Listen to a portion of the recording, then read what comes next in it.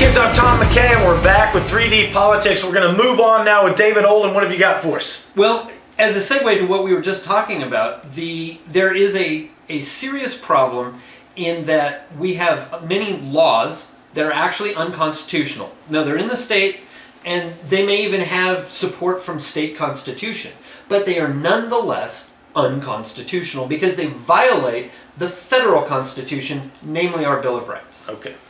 And with Pawhuska, that's a prime example. We have the right to use substances, whatever it is, as long as we're not harming others, as long as we're not defrauding others, as long as we're not selling things as safe when in reality they're poisonous or whatever. Right.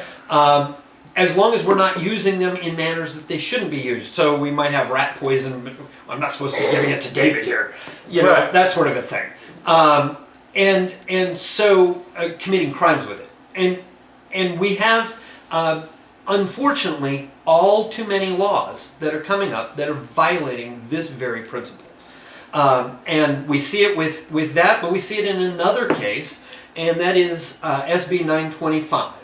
924 is coming due, and we need to get the word out because the writers of this bill are now going to force nursing homes and care centers to actually put up a note warning people that they need to get the flu shot. So hold on. The topic is Senate Bill 924. 924 dealing with vaccinations. That you have to put up that vaccinations are necessary and available, and then you can perhaps put up other information if you so choose, but you have to put up the first bit of information that flu shots especially are available and necessary, and that violates the rights not only of the patients but of the care center owners, and in being forced to put up something that they may or may not agree with, and incomplete information. So we have all sorts of things being done by the state that are not consistent with our Bill of Rights. Have you tried writing a letter to your congressperson? Well, this would be the state, and we are reaching out to Your state congressperson. the state. It's now at the State House, and yes, that is going out. Carol Bush has been receiving all sorts of Very good. That was the Will Rogers suggestion. Write to your congressman. Even if they can't read, write to him anyway. Yeah. Even if they haven't read the Constitution, go ahead and make that appeal.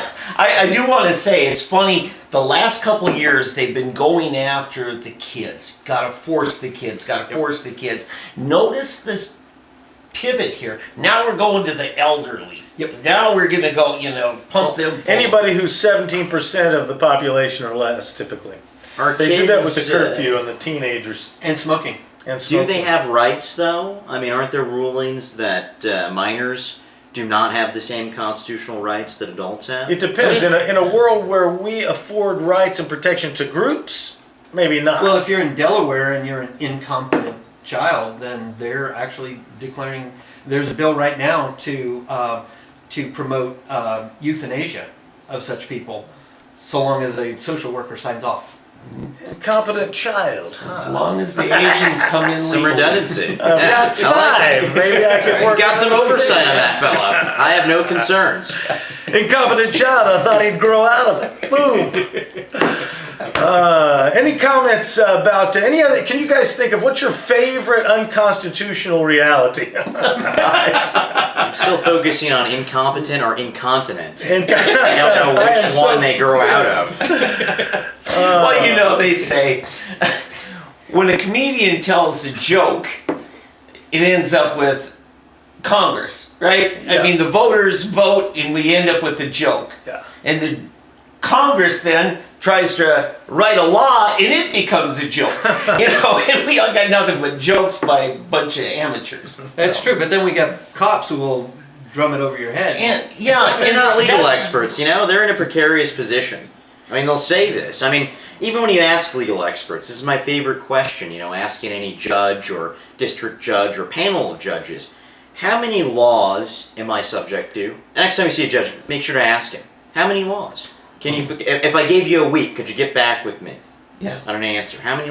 So then, if ignorance of the law, right, is no escape from the responsibility of that knowledge, how in the world are we supposed to exist? Yeah. Yeah. Well, it becomes a matter of arbitrary enforcement, regardless. If you have so many laws that you can no longer keep track of the laws, you're definitely ignorant of some law all the time, then now it's just arbitrary enforcement. Hey, on that note, we're going to take a quick break with 3D Politics. We'll be right back after this message.